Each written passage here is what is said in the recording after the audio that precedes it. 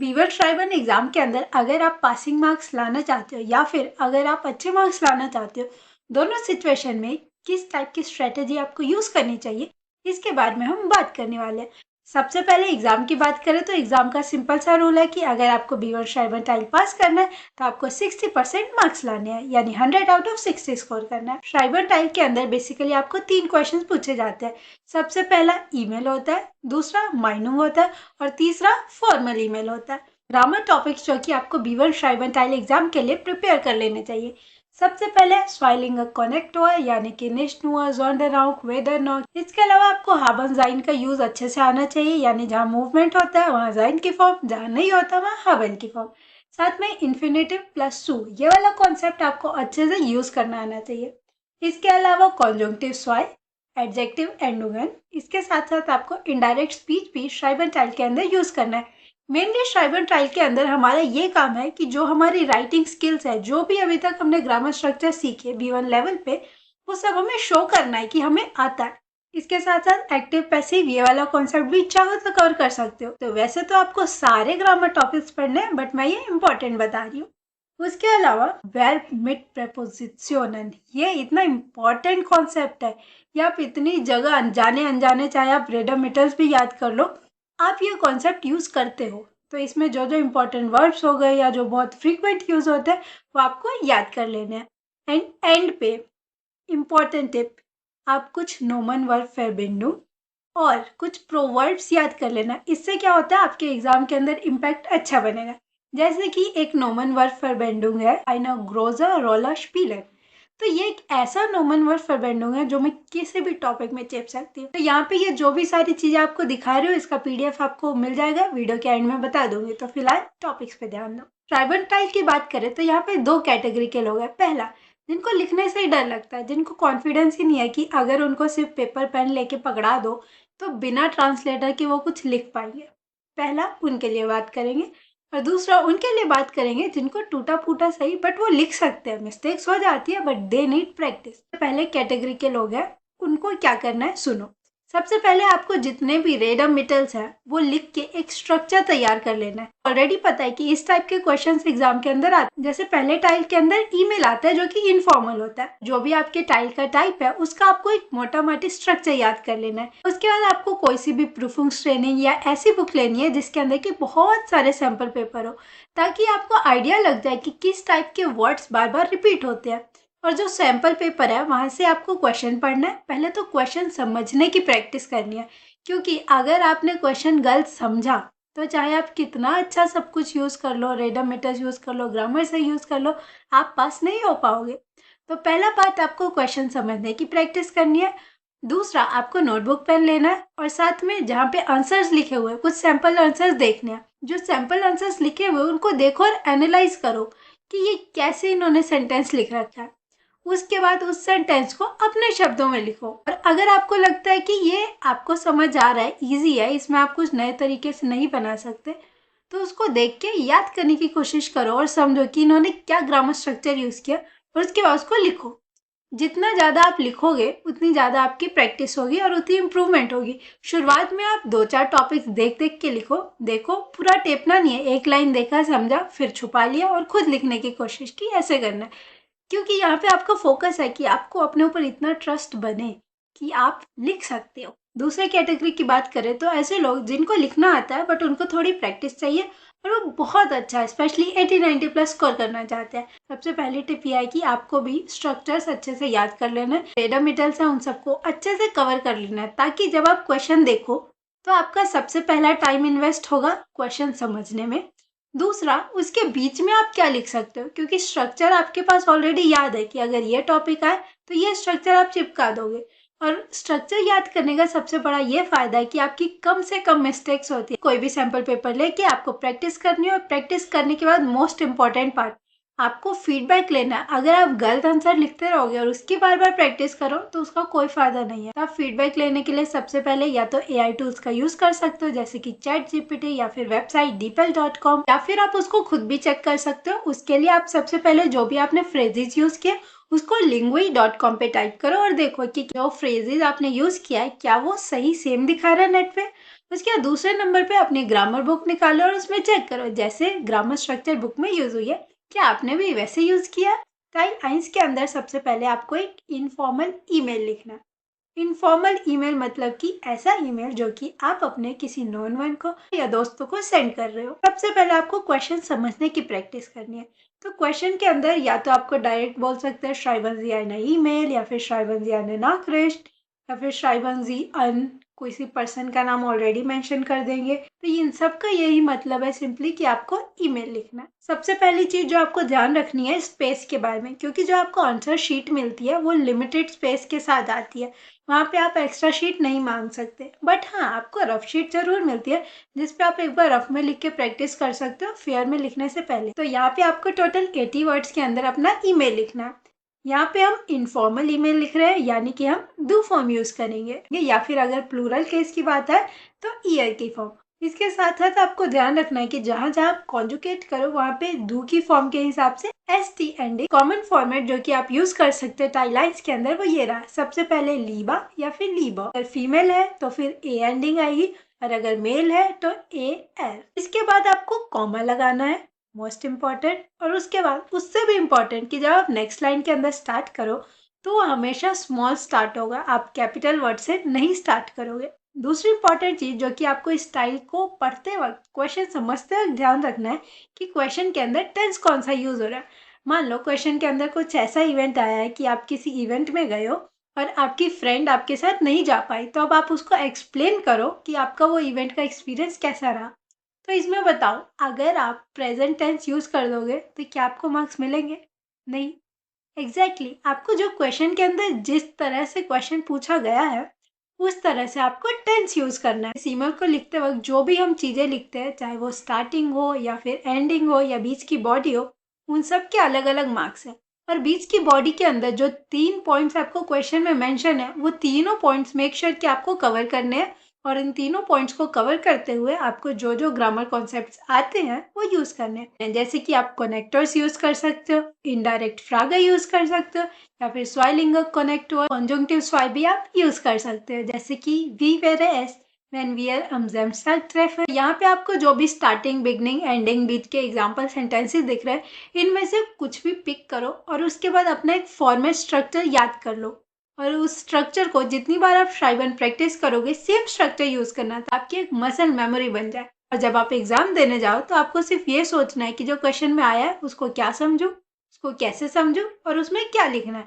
बाकी आपका structure ready है। टाइल स्वाई, जिसके अंदर की आपको अपना माइनू लिखना है, बेसिकली ब्लॉग पोस्ट यहाँ पे होता है। तो यहाँ पे आपको क्वेश्चन के अंदर एक थेमा दे दिया जाएगा, उसके बाद नीचे एक बॉक्स लिखा होगा, उस बॉक्स के अंदर कोई एक पर्सन ने अपना ओपिनियन दे रखा है, तो उसका आप चाहो तो एक बार रीड कर सकते हो। अभी मोस्ट इंपॉर्टेंट मिस्टेक जो कि आपको अवॉइड करनी है कि जो भी सेंटेंस आपको सेम दिख रहे हैं बॉक्स में वो आपको यूज नहीं करना। अगर आप सिमिलर कुछ कहना चाहते हो तो आप उसको दूसरे शब्दों में कहो, लेकिन आप सेम टू सेम लिखोगे तो आपके मार्क्स कट जाएंगे। यहाँ पे भी वर्ड लिमिट आपकी 80 वर्ड्स की है। तो जैसे यहाँ पे एक मैं एग्जांपल दिखा रही हूँ आपको जो कि मैंने लिखा था प्रैक्टिस करते वक्त। और हाँ, याद रखना कि वहाँ पे आपको सेम टॉपिक्स नहीं मिलेंगे, बट आप जब बहुत सारे सैम्पल पेपर प्रैक्टिस करोगे तो वहाँ पे आपको सिमिलर वर्ड्स मिलेंगे जिससे आपको समझ आ जाएगा कि इस टॉपिक के अंदर कैसे करना है। वैसे अगर मैं अपने दोस्तों की या नॉन वंस की बात करूँ तो उनके यहाँ श्राइवन टाइल में जो कुछ कॉमन टॉपिक्स आए थे वो थे फ्लो मार्क, BOSN या फिर इंटरनेट आइनकाउफर। इसका मतलब ये मत समझना कि सेम यही टॉपिक्स आएंगे। याद रखना आपको बहुत सारे टॉपिक्स की अलग अलग प्रैक्टिस करनी है। जैसे यहाँ पे देख सकते हो इश बिन यूबरजॉइट दास मांडिंगा जो भी लिखा हुआ है। सबसे पहला स्टेप आप ये कर सकते हो कि जो पर्सन ने लिखा है, जो पर्सन ने कमेंट किया, उसके ऊपर आप अपना कुछ अलग से कमेंट करो। यहाँ पे अगर किसी पर्सन को नेगेटिव एक्सपीरियंस मिला, मान लो फ्रंट शाफ्ट का टॉपिक है, तो उस केस के अंदर आप अपना ओपिनियन दे सकते हो कि ये बहुत बुरा हुआ वी शार्डा कि इसके साथ ऐसा एक्सपीरियंस हुआ। उसके बाद आप अपनी लाइन डाल सकते हो कि क्या आप इसके साथ अग्री करते हो या फिर आप डिसएग्री करते हो या फिर आप टाइल वाइज अग्री करते हो। तो यहाँ पे आप बोल सकते हो इश टिमा सू या फिर इश टिमा टाइल वाइज सू।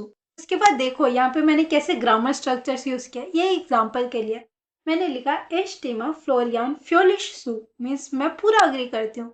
आपकी मर्जी, आप टाइल वाइज करो, बिल्कुल भी ना करो, जो मर्जी। ऑफ वोल, यहाँ पे मैंने ग्रामर स्ट्रक्चर यूज किया ऑफ वोल। आप अलग अलग कंजंक्शंस, कनेक्टर्स सब यूज कर सकते हो। तो obwohl man Dinge mit Übung und Fleiß lernen kann, ist das nicht ständig wahr। तो यहाँ पे ग्रामर स्ट्रक्चर का आपको याद रखना है कि obwohl के साथ वर्ब कहाँ एंड पे जाता है, फिर कॉमा लगता है, फिर जो भी इसका स्ट्रक्चर है। Ich möchte ein Beispiel führen। कोई एक रेडमीटर याद कर लो। अगर आपकी श्राइबन वीक है तो स्टार्टिंग से प्लीज बहुत भयंकर भयंकर स्ट्रक्चर याद करना मत शुरू हो जाना। स्ट्रक्चर आपको अलग अलग याद करने हैं। इसका कंपटीशन नहीं चल रहा कि कौन सबसे मुश्किल स्ट्रक्चर याद करेगा। तो मेक श्योर कि आप धीरे धीरे अपना लेवल अप करें। उसके बाद इन माइनर Schulzeit könnte ich einfach malen। उसके बाद ये डॉग könnte ich nicht Mathe verstehen। तो ये ग्रामर स्ट्रक्चर। फिर मैंने दोबारा ओवल यूज कर लिया। उसके बाद मैंने यहाँ पे एक नोमन वर्ब verwendung यूज किया। ohne Zweifel stehen means without doubt. ये भी ऐसा एक नोमन वर्ब verwendung है जो कि आप कहीं भी चिपका सकते हो कि ये तो विदाउट अ डाउट ऐसा है, या आप कुछ भी लिख सकते हो। Es steht ohne Zweifel das। das के आगे मैंने क्या लिखा? मेंश यूनिक। उस वक्त मेरे को वर्ड नहीं पता था, वैसे यूनिक को यूनिकार्ड कहते हैं। Talent heart. उसके बाद दा। यहाँ पे आप दा यूज कर सकते हो, वाइल यूज कर सकते हो, देन यूज कर सकते हो, जो मर्जी। दा Geld verdienen sehr wichtig ist, kann man jeder। ये सारा ठीक है। उसके S ist wissenschaftlich gezeigt das means ये साइंटिफिकली शो किया गया है। अब आप इस स्ट्रक्चर को देख के डर मत जाना। इसकी जगह आप सुपर यूज करो। Ich bin davon überzeugt dass। Ich bin der Auffassung dass। Ich meine das। वैसे इश माइना इश डैंग का कॉमन हो गया, थोड़े अच्छे अच्छे यूज करेंगे। उसके बाद अभी मैंने बताया था ग्रोजर रोलर स्पीलन, यहाँ पे मैंने चिपका दिया उसको। Familie spielt eine große Rolle für Kinder, Talent zu verbessern। यहाँ पे मैंने सु प्लस इन्फिनेटिव भी यूज किया। इन उनजर Gesellschaft gibt es, जो भी है। उसके बाद यहाँ पे मैंने इनडायरेक्ट फ्रागे यूज किया। वो man mit Talent Welt verändert hat। Okay. उसके बाद यहाँ पे मैंने लास्ट में वो लिख दिया समरी, और लास्ट में मैंने एक लाइन में समराइज कर दिया। समराइज करने के लिए आप अलग अलग फ्रेजेस यूज कर सकते हैं, जैसे मैंने यहाँ पे यूज किया इम ग्रोजन उन गांजर देन वर्ड। वैसे उस टाइम पे मेरे को ये फ्रेज सही से याद नहीं था, तो मैंने लिख दिया था इम ग्रेंजन उन गांजर। तो अगर आपको चीजें ना याद होए तो जबरदस्ती मुश्किल फ्रेजेस मत याद करना। जो याद करो वो सही से याद करो। यहाँ पे आपने एक चीज और नोटिस की कि हर एक सेंटेंस मैंने एश माइना ऐसे नहीं स्टार्ट किया। यहाँ पे बहुत सारी वेराइटीज है, तो आपको भी इस तरह वेराइटी शो करनी है। स्टार्टिंग में आप धीरे धीरे जो आपको इजी लगे उससे स्टार्ट करो। एक बार जब आपका सेल्फ बिलीव बन जाए कि आप लिख सकते हो बिना किसी एक्स्ट्रा मटेरियल की हेल्प लिए, उसके बाद आप खुद 3-4 स्ट्रक्चर याद करो और उसी को बार बार चिपकाओ। जैसे कि मैंने ये यहाँ पे बताया कि ग्रोजर रोलर स्पीलन, ये मैंने रट रखा है, मैं कहीं भी चिपका देती हूँ। उसके बाद मैं ओवल वाली भी बहुत फ्रिक्वेंटली यूज कर लेती हूँ। इसके अलावा यहाँ पे है ओनर स्वाइफरस्टेन, ये भी मैं बहुत कॉमनली यूज करती रहती हूँ। जहाँ टॉपिक दिख जाए चिपका दिया। यहाँ पे आपको वर्ड लिमिट का याद रखना है कि 80 वर्ड्स हैं, उससे थोड़ा ऊपर नीचे चलता है, बट ज्यादा मत बढ़ा देना, क्योंकि आप जितना ज्यादा लिखोगे उसमें फिर उतनी ज्यादा मिस्टेक्स निकलेगी। तो क्या फायदा इतनी मिस्टेक्स का? आपका फोकस होना चाहिए कि आप टू द पॉइंट लिखो, पहला। दूसरा, छोटे छोटे सेंटेंस बनाओ। बट आप कहोगे अभी तो मैंने इतना बड़ा बड़ा बना दिया। नहीं, सेंटेंस मैंने छोटे ही सोचे, बट उसके साथ जो मैंने कुछ रेडमीटर्स डायरेक्ट याद कर रखे थे उसको साथ में फिट कर दिया, कुछ कनेक्टर्स को साथ में फिट कर दिया, जिससे वो सेंटेंस इंप्रेसिव लगा। थॉट आपका सिंपल ही होना चाहिए। ग्रामेटिकली सही लिखे। वर्ब कॉन्जुगेशन मेक श्योर कि आप चेक करें। वियर के साथ ऐसा नहीं है कि हम वियर कान लिख रहे हैं, क्योंकि हमारी बहुत आदत है, इंग्लिश में हम कहते हैं we can do it. Wir kann das machen, das ist falsch। Du solltest schreiben, wir könnten das machen। बहुत ही शॉर्ट में आपको उस टॉपिक से रिलेटेड अगर आपके पास कोई एरफारुंग है तो वो ऐड कर देना। अगर आपको कुछ ना समझ आए कि ये टॉपिक क्या कह रहा है या चीजें कैसी है, तो आपको बॉक्स में जो पॉइंट दे रखा है उसको रीड करो, समझने की कोशिश करो और वहां से कुछ आइडियाज लो, और मेक श्योर कि आप न्यू पॉइंट्स कुछ ऐड करें। Style draft. इस स्टाइल के अंदर आपको एक फॉर्मल ईमेल लिखना है। बेसिकली क्वेश्चन ऐसा कुछ आता है कि आपकी कोई मीटिंग थी, वहाँ पे वो कैंसिल हो गया किसी रीज़न की वजह से, तो आप वहाँ पे वो सॉरी बोलो। उसके बाद किस वजह से कैंसिल कर दिया वो छोटा सा लिखो। तो ये सारा जो भी ईमेल है वो 40 वर्ड्स के अंदर आपको लिखना होता है। तो इस 40 वर्ड को स्कोर करना बहुत ईजी है, क्योंकि आधा पार्ट तो आपका, आप जो स्ट्रक्चर याद करोगे फॉर्मल ईमेल का, वहीं पे निकल जाएगा। पहली मिस्टेक जो कि आपको अवॉइड करनी है, ज़िया गयाता है, यहाँ पे एन नहीं आना चाहिए, या फिर ज़िया गयाता है उन्दामन, कॉमा, और उसके बाद जो फर्स्ट वर्ड आप लिखोगे नेक्स्ट सेंटेंस में वो हमेशा स्मॉल होगा। दूसरा टास्क है क्वेश्चन को बहुत ध्यान से समझना। एग्जाम्पल के लिए क्वेश्चन है कि Handwerk der Firma Kaiser sollen ihre Wohnung in den nächsten Tagen Reparaturen durchführen, aber das geht bei ihnen nicht। तो यहाँ पे आपको क्या करना है, Entschuldigen Sie höflich und berichten Sie warum टर्मीन को क्यों verschieben करना पड़ा।